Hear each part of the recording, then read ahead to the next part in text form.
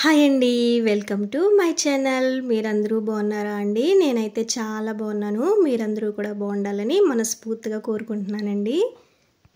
ఈరోజు రెసిపీ వచ్చేసి లేని చేపల పులుసు అనమాట అండి. చేప లేకుండా చేపల పులుసు ఏంటా అనుకుంటున్నారా? ఇంకా చేప లేకపోయినా సరే మనకి చేపల కూర తిన్న ఫీలింగ్ అయితే వస్తుందన్నమాట అండి. ఎలా ప్రిపేర్ చేయాలో ఏంటో చూపిస్తానండి. నేను వచ్చేసి 1/2 కిలో బెండకాయలు అయితే తీసుకున్నానండి. ఈ బెండకాయలు వచ్చేసి ఇవి లేతగా ఉన్నవి అయితే తీసుకోవాలండి. చూసారు కదా, ఈ విధంగా తీసుకున్న తర్వాత శుభ్రంగా కడిగేసుకోవాలండి. ఇలా శుభ్రంగా కడిగేసుకున్న తర్వాత ఇప్పుడు ఈ బెండకాయలను మనం కట్ చేసుకుందామండి. ఈ బెండకాయకి ఇప్పుడు చివర మొదలు కూడా కట్ చేసేసుకోవాలండి. నేను తీసుకున్న సైజు వచ్చేసి మీడియం సైజు కాబట్టి ఈ బెండకాయలాగే వేసిస్తున్నాను. ఒకవేళ మీరు పెద్ద సైజు బెండకాయలు తీసుకుంటే మాత్రం సగానికి కట్ చేసి వేసుకోండి. మీకు ఇష్టమైతే మాత్రం ఫుల్గా వేసేసుకోండి. చూసారు కదా, ఇలా ఘాట్ అయితే పెట్టుకోవాలండి. మొత్తం కట్ చేయకూడదు, మధ్యలో ఘాట్ పెట్టుకుంటే సరిపోతుంది అనమాట అండి. లేదంటే మనకి విడిపోతాయి. ఇలా పెద్దగా ఉన్న బెండకాయలు అయితే ఇలా సగానికి కట్ చేసి ఇలా ఘాట్లు అయితే పెట్టుకోండి. చూసారు కదా, ఈ విధంగా అన్ని బెండకాయలని కూడా ఇదే విధంగా కట్ చేసి పెట్టుకోవాలండి. ఈ బెండకాయలు ఈ విధంగా కట్ చేసుకున్న తర్వాత పక్కన పెట్టేసుకోండి.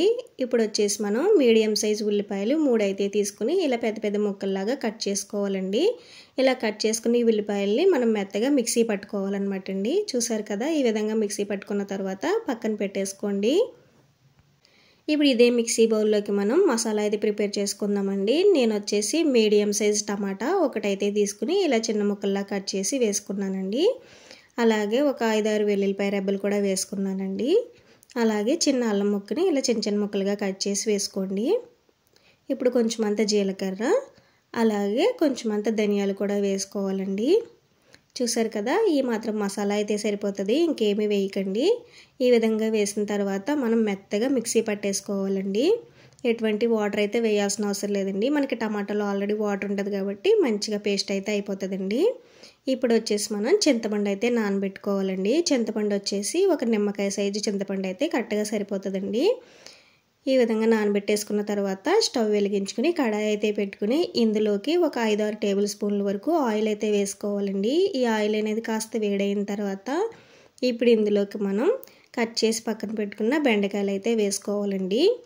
ఇలా వేసుకున్న ఈ బెండకాయల్ని ఇలా కలుపుకుంటూ మంచిగా ఫ్రై చేసుకోవాలండి. అలా అని మరీ ఎక్కువగా బాగా ఫ్రై చేసేయకూడదండి. ఇలా ఎక్కువగా ఫ్రై చేసేసారంటే మనకి విడిపోతాయి అన్నమాట అండి. అందుకని కాస్త పచ్చి వాసన పోయేటంత వరకు కూడా ఫ్రై చేసుకుంటే సరిపోతుందండి.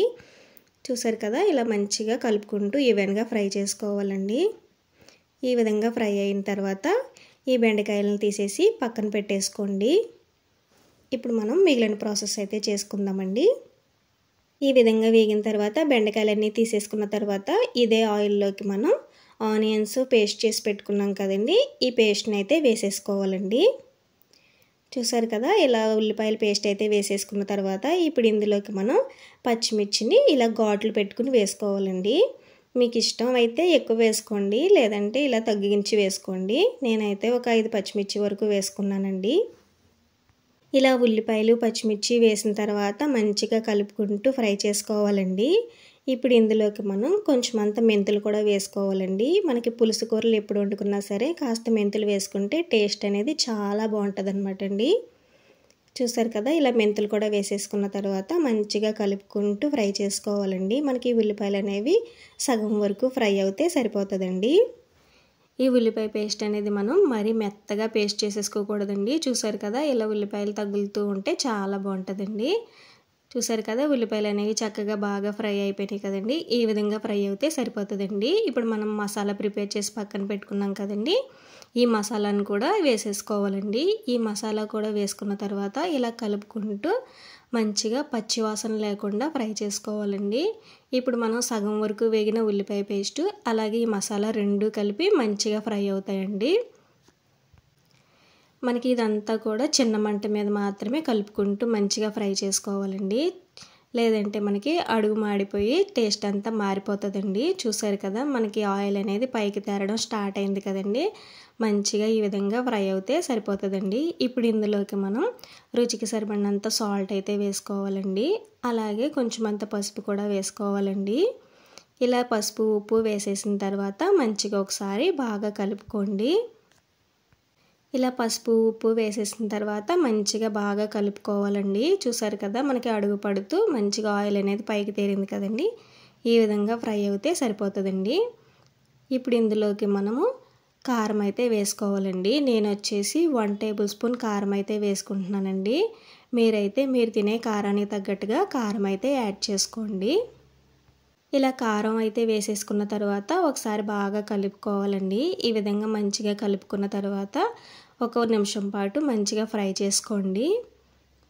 ఈ విధంగా ఫ్రై అయిపోయిన తర్వాత ఇప్పుడు ఇందులోకి మనము ఆల్రెడీ ఫ్రై చేసి పక్కన పెట్టుకున్న బెండకాయలు అయితే వేసుకోవాలండి. చూసారు కదా ఇలా బెండకాయలన్నీ వేసేసుకున్న తర్వాత మంచిగా బాగా కలుపుకోవాలండి. చూసారు కదా ఇలా బెండకాయలన్నీ వేసేసుకున్న తర్వాత మంచిగా బాగా కలుపుకోవాలన్నమాట అండి. మనకి ఈ మసాలా అంతా కూడా బెండకాయకి పట్టేటట్టుగా మంచిగా కలుపుకోవాలండి. అలా అని గరిటె పెట్టేసి తిప్పేశారంటే మనకి బెండకాయలు అయితే విడిపోతాయండి. చూసారు కదా ఈ విధంగా బాగా కలుపుకున్న తర్వాత ఇప్పుడు ఇందులోకి మనం వాటర్ అయితే వేసుకోవాలండి. నేను వచ్చేసి 1 అరకప్పు వాటర్ అయితే వేసుకున్నానండి. చూసారు కదా ఇలా వాటర్ అయితే వేసుకున్న తర్వాత ఒకసారి మంచిగా బాగా కలుపుకోవాలండి. ఈ విధంగా మంచిగా కలిపేసుకున్న తర్వాత మూత పెట్టేసి అయితే ఉడికించుకోవాలండి. మనకి వాటర్ అంతా కూడా ఇంకిపోయేటంత వరకు కూడా ఉడికించుకోవాలండి. ఇలా వాటర్ వేసి ఉడికించుకోవడం వల్ల మనకి ఈవెన్గా అయితే ఉడుకుతాయండి. బెండకాయలు అనేవి చాలా టేస్టీగా ఉంటుందండి. చూసారు కదా ఇలా మూత పెట్టేసి కాసేపు ఉడికించుకున్న తర్వాత ఇప్పుడు మూత తీసి చూద్దామండి. చూసారు కదా మనకి దగ్గర కంటాయి ఆయిల్ కూడా పైకి తేరిపోయింది కదండి. ఈ విధంగా దగ్గర పడిన తర్వాత ఇప్పుడు ఇందులోకి మనము ఆల్రెడీ పక్కన పెట్టుకున్నాం కదండి చింతపండు నానబెట్టుకుని అప్పుడు ఆ చింతపండు గుజ్జునైతే వేసుకోవాలండి. ఇప్పుడు ఈ చింతపండు గుజ్జు అంతా కూడా వేసేసుకోవాలండి. మొత్తం పట్టేస్తుంది అనమాట అండి. నేను తీసుకున్న ఈ కొలతలు అయితే పర్ఫెక్ట్గా సరిపోతాయండి. ఈ విధంగానే ట్రై చేయండి. మీరు ఇంకా క్వాంటిటీ పెంచుకోవాలనుకుంటే మాత్రం ఈ కొలతలనే కొంచెం పెంచుకుని చేసుకోండి. చాలా బాగుంటుందండి. చూసారు కదా ఇలా చింతపండు గుజ్జు అంతా వేసేసుకున్న తర్వాత ఒకసారి బాగా కలుపుకోవాలండి.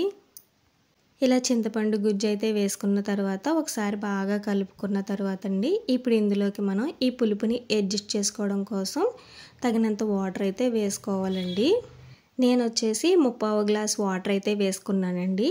ఇలా వేసుకున్న తర్వాత మంచిగా ఒకసారి బాగా కలుపుకోవాలండి. ఒకవేళ మీకు సాల్ట్ ఏమైనా సరిపోకపోతే కనుక ఈ టైంలో వేసేసుకోండి. ఇలా వేసుకున్న తర్వాత ఇప్పుడు మూత పెట్టేసి దగ్గరికి అయ్యేటంత వరకు కూడా ఉడికించుకోవాలండి. చూసారు కదా ఆయిల్ అనేది పైకి తేరి పులుసు అనేది మనకి దగ్గర పడింది కదండి. ఈ విధంగా అయితే సరిపోతుందండి. మీకు ఇంకా పల్చగా కావాలనుకుంటే ఇంకాస్త ముందే అయితే దింపేసుకోండి. ఈ విధంగా దగ్గర పడిన తర్వాత ఇప్పుడు ఇందులోకి మనం కొంచెం అంత కొత్తిమీర అయితే వేసుకోవాలండి. ఇలా కొత్తిమీర వేసుకున్న తర్వాత స్టవ్ అయితే ఆఫ్ చేసేసుకోవాలండి. చూసారు కదా చాలా అంటే చాలా సింపుల్గా చేసుకోవచ్చండి. ఈ విధంగా రెడీ అయిన చేపల పులుసు అనమాట అండి. చాలా అంటే చాలా బాగుంటుంది. ఒక్కసారి తిన్నారంటే బెండకాయ పులుసు ఎప్పుడు కూడా ఇలాగే పెడతారనమాట అండి. అంత బాగుంటుందండి. ఇలా చేపల పులుసు అయితే ఎవరికైనా నచ్చుతుందండి. చాలా అంటే చాలా బాగుంటుంది. ఎవరైనా నాన్ వెజ్ తినని వాళ్ళు ఉంటే కనుక ఈ విధంగా ఒకసారి ట్రై చేయండి. చాలా బాగుంటుంది. టేస్ట్ అయితే చాలా సూపర్గా ఉంటుందండి. ఈ విధంగా ఎప్పుడైనా ట్రై చేయకపోతే మాత్రం డెఫినెట్లీ ట్రై చేసి ఎలా ఉంది అనేది కామెంట్లో చెప్పడం మాత్రం మర్చిపోవద్దండి. సరేనా అండి, ఇంకొక వీడియోలో మళ్ళీ కలుసుకుందాం. Bye bye.